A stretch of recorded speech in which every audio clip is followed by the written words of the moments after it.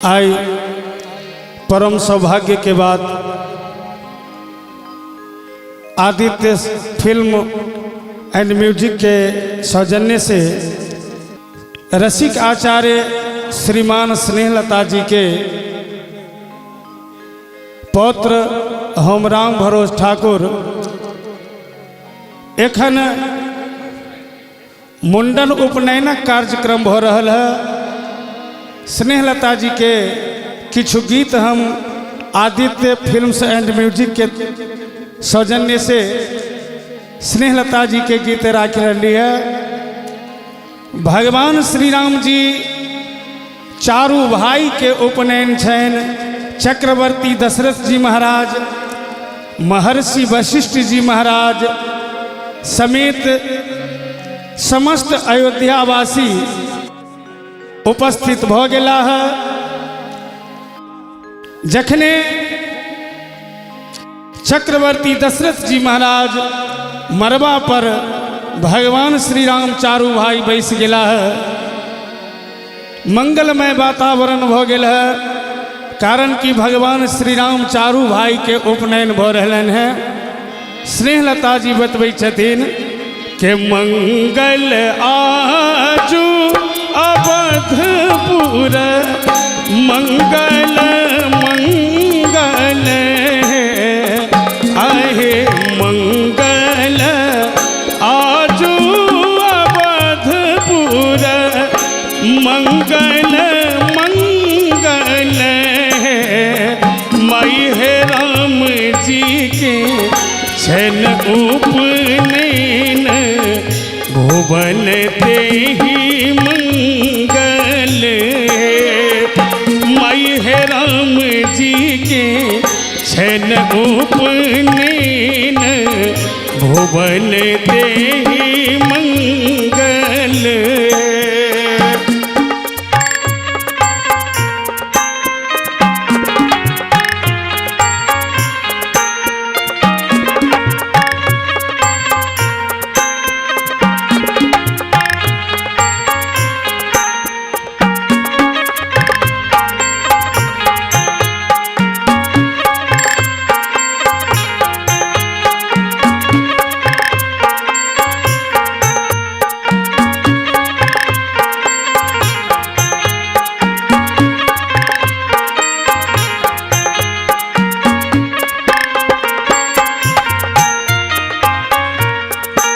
भगवान श्री राम जी के उपनयन में चारू वेद उपस्थित भ गेला है। ब्रह्मा बनल चारू वेद पधापति निज मुखे। ब्रह्मा बनल चारू वेद पधापति निज मुखे।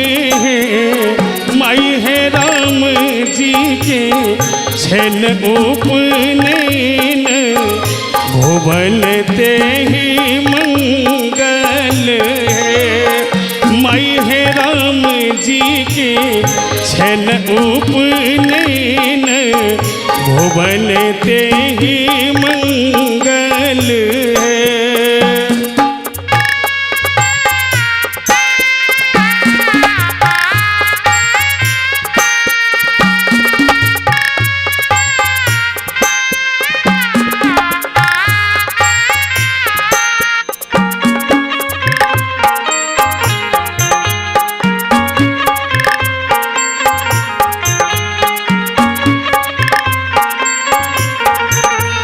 मंगल साज समाज भजन धुनि मंगल।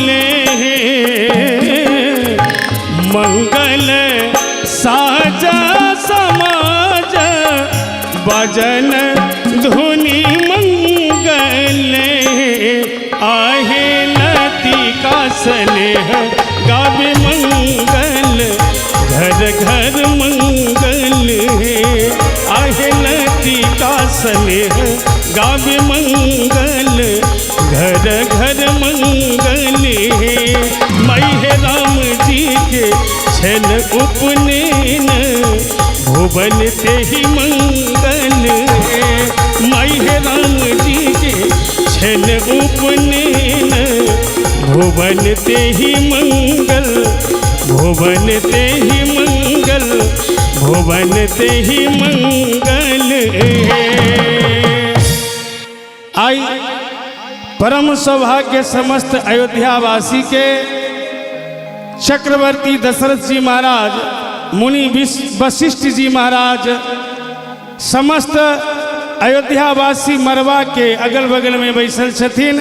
स्नेहलता जी बतबै छथिन जे महाराज दशरथ जी के आंगन बाजत आज बधैया है महाराज दशरथ जी के आंगन बाजत आज बधैया है बाजत आज बधैया बहिना बाजत आज बधैया है बाजत आज बधैया बहिना बाजत आज बधैया है शुभ शुभ के मरवा पर बैसला राम लखन चारू भैया है शुभ शुभ के मरवा पर बैसला राम लखन चारू भैया है।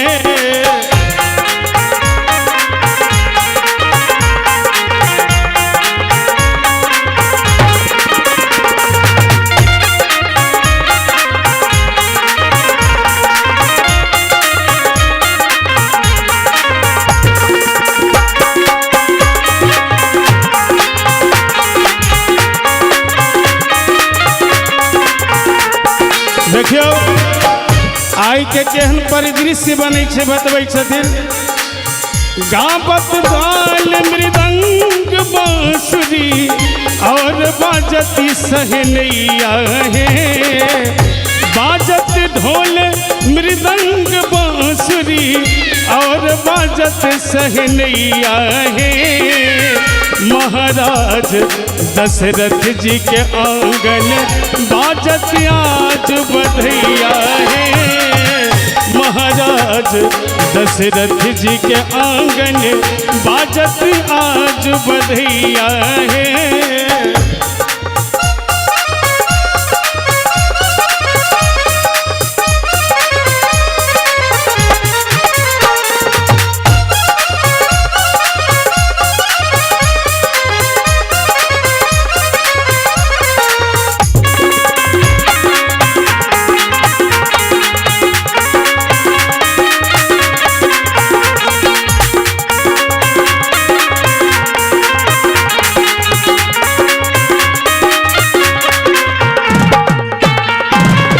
देखियो स्नेहलता जी बतबै छथिन भगवान के चारू भाई के उपनयन में बाजब के भी कम व्यवस्था नहीं छे बतलखिन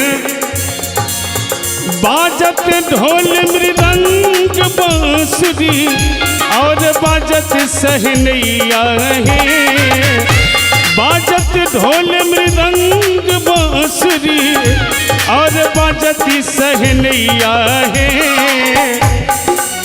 स्नेहलता उपनयन राम के स्नेहलता उपनयन राम के बाजत आज बधैया है स्नेहलता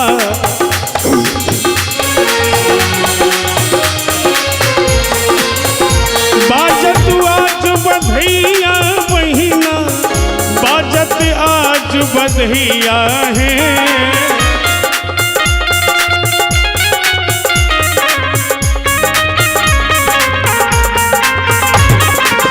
स्नेहलता उपनयन राम के बाजत आज बधैया है स्नेहलता उपनयन राम के बाजत आज बधैया है महाराज दशरथ जी के आंगन बाजत आज बधैया है शुभ शुभ के मरवा पर बैसेला राम लखन चारू भैया हे शुभ शुभ के मरवा पर बैसेला।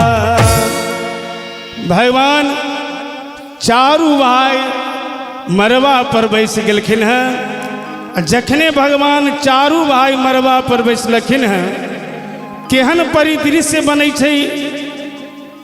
अयोध्या में भगवान चारू भाई के उपनयन भ रहलन हैं आ अपन अपन राजसी भेष के उतारी के भिखारी के भेष बना लेलखिन हैं। स्नेहलता जी बतबै छथिन जे मरवा बैसल बरुआ लागे बड़ा सुंदर। देखियो जे भगवान श्री राम चारू भाई कतेक सुसज्जित मरबा पर बैसल छथिन। स्नेहलता जी के जखने नजर पड़लनि बतलखिन जे मरबा बैसल बरुआ हे लागे बड़ा सुंदर धैली लतपसी की भी समाई है धैली लतपसी की भी समाई है मरवा बैसल बरुआ लागे बड़ा सुंदर मरवा बैसल बरुआ लागे बड़ा सुंदर धैली लतपसी के भी समाई है।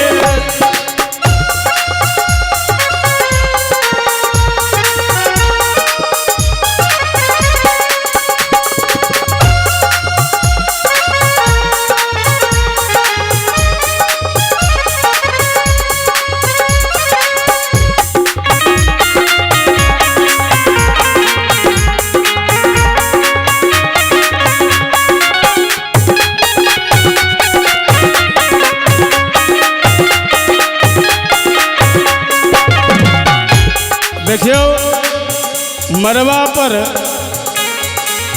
जतेक साज सज्जा राखल है स्नेहलता जी बतबै छलखिन ब्रह्मा गुरु के बीच कुमुद फुलायन ब्रह्मा गुरु के बीच कुमुद फुलायन हाथी के रूप गली समाई है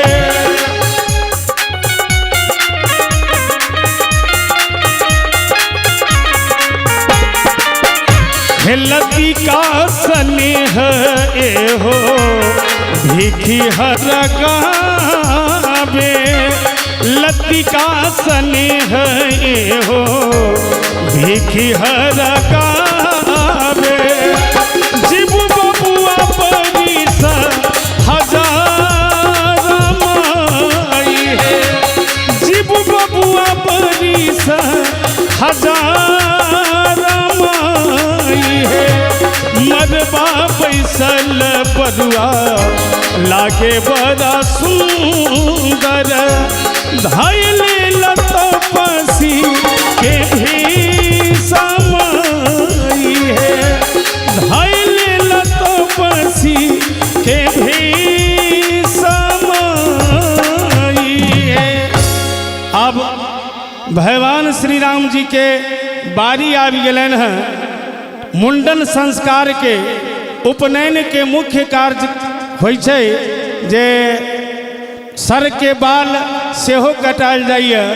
इमहर हजाम ठाकुर चारू भाई के नजदीक बैसल छुरा पी जाने हैं लेकिन तकैया इमहर चक्रवर्ती दशरथ जी महाराज के तरफ आ इमहर तीनों रानी कौशल्या जी के कई जी सुमित्रा जी भी बैसल छथिन। स्नेहलता जी बतलखिन जे केसवा भी जाए घुरियो न ताके से रगरी ठानीला। देखियो हर उपनयन में हजाम ठाकुर किछु न किछु फेमस करे छे। इम्हर स्नेहलता जी बतलखिन जे हजाम कहिए जे रगरी ठानीला हे हमरा निछाउर चाहिने रगरी ठानीला हमरा निछाउर चाहिने। केसवा भी जाए हजमा घुरियो न ताकी रगरी ठानीला हमरा निछाउर चाहिने रगरी ठानीला हमरा निछाउर चाहिने।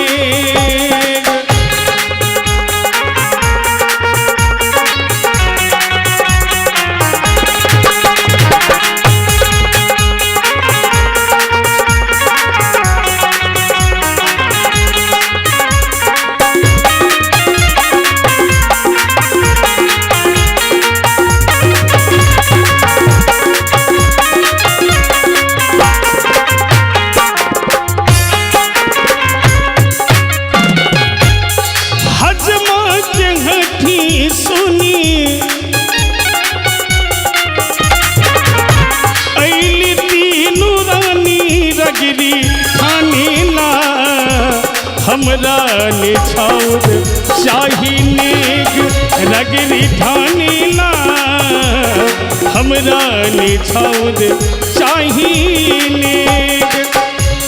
इम्हर हजाम ठाकुर माना के लिए बिल्कुल तैयार नहीं है।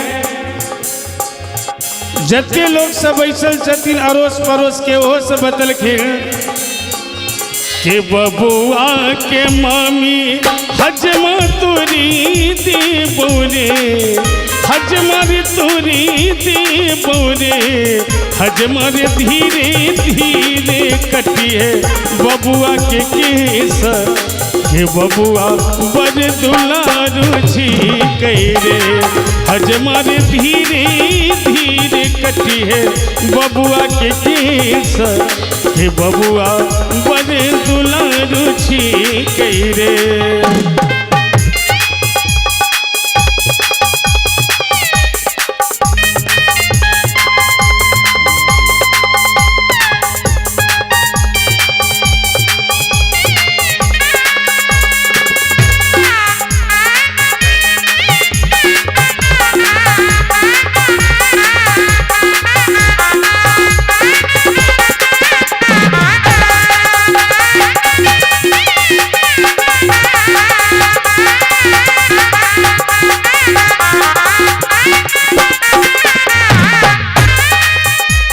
जखने बउआ के मामी के नाम लेलखिन हजाम ठाकुर पर कोई प्रभाव नहीं पड़ल। आगा बतलखिन बबुआ के मौसी हजमर तोरी दे बोरे हजमर तोरी दे बोरे हे हजमर धीरे धीरे कटिए बबुआ के केस हे बबुआ बड़ दुलारू छी रे हजमर धीरे धीरे कटिए।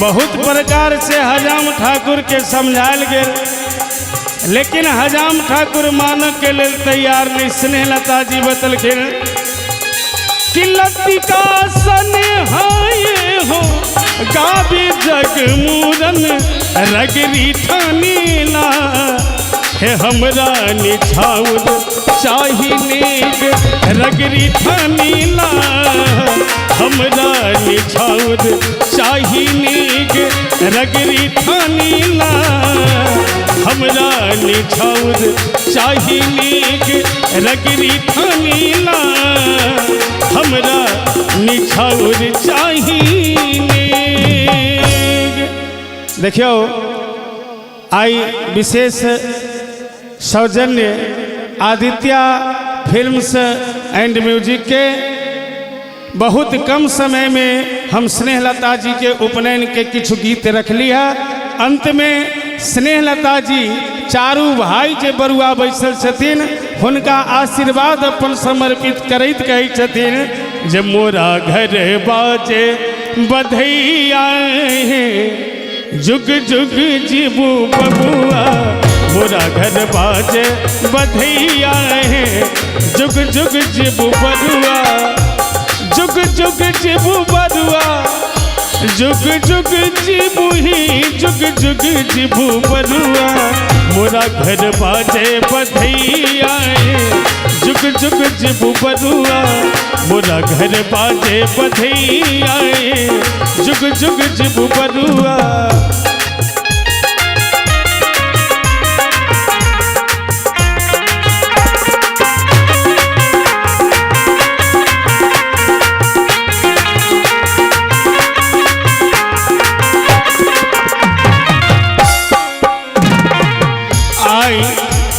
स्नेहलता जी बतलखिन उपनयन में चाची बहिन फुआ कंचा लुटावे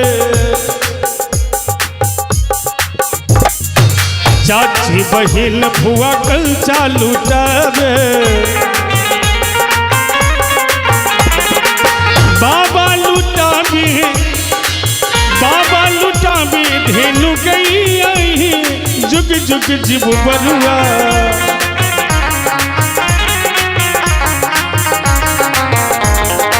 मोरा घर बाजे बधैया जुग जुग जीबू बरुआ मोरा घर बाजे बधैया जुग जुग जीबू बरुआ।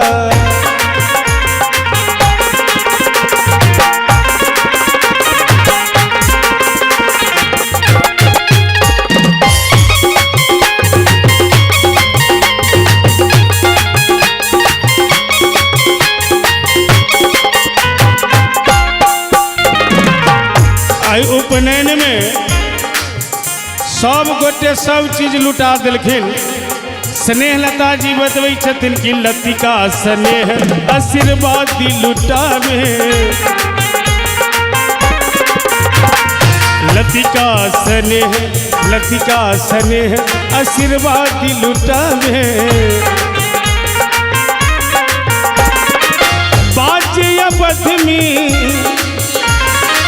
बाजे बध में बधैया जुग जुग जीबू बरुआ बाजे बध में बधैया जुग जुग जीबू बरुआ मोरा घर बाजे बधैया जुग जुग जीबू बरुआ मोरा घर बाजे बधैया जुग जुग जीबू बरुआ मोरा घर बाजे बधैया जुग जुग जीबू बरुआ मोरा घर बाजे बधैया जुग जुग जीबू बरुआ।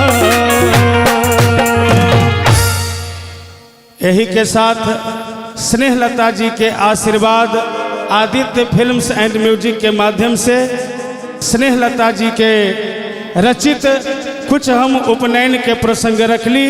फिर समय पर्याप्त मिले के बाद आगा के प्रसंग रखे के कोशिश करब। जय मिथिला, जय मैथिली, जय रसिक आचार्य श्रीमान स्नेहलता जी।